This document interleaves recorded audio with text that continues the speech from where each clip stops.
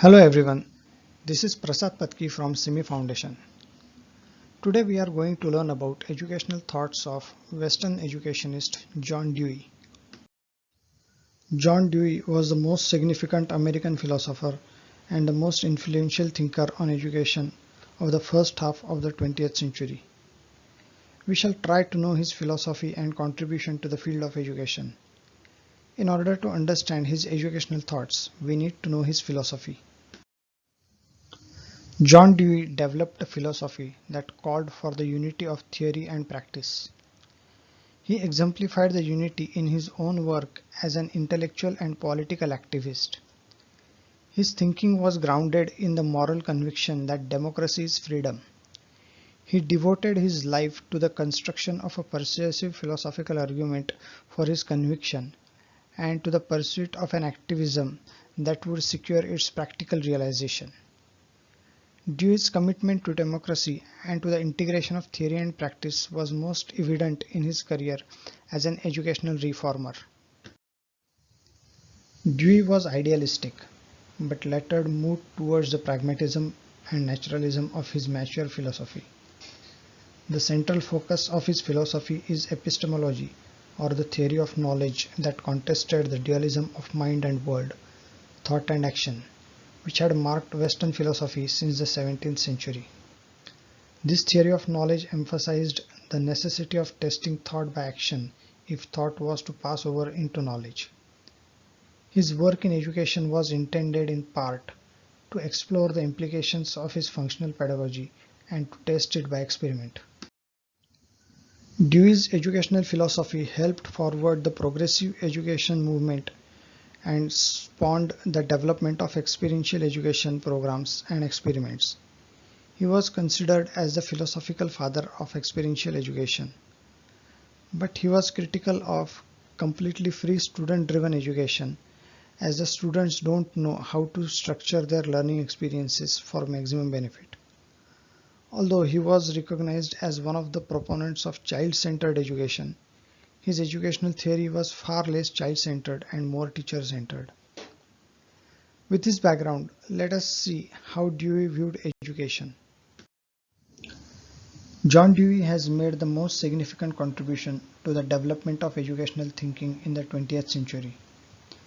His philosophical pragmatism, concern with interaction, reflection, and experience, and interest in community and democracy were brought together to form a highly suggestive educational philosophy.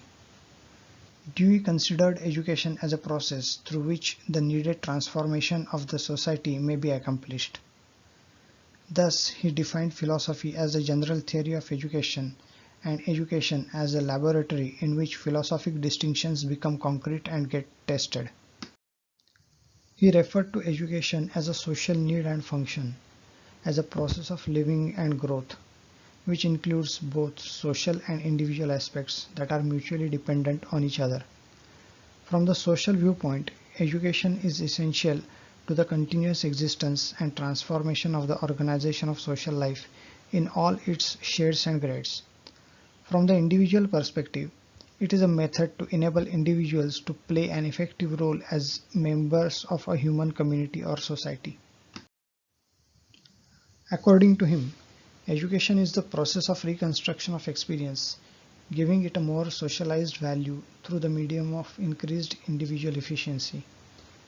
He wanted each philosopher and personality to be developed not according to any absolute standard, but according to a pupil's own capacities and opportunities, and specifically in a social setting, as the child is considered to be a unit of society.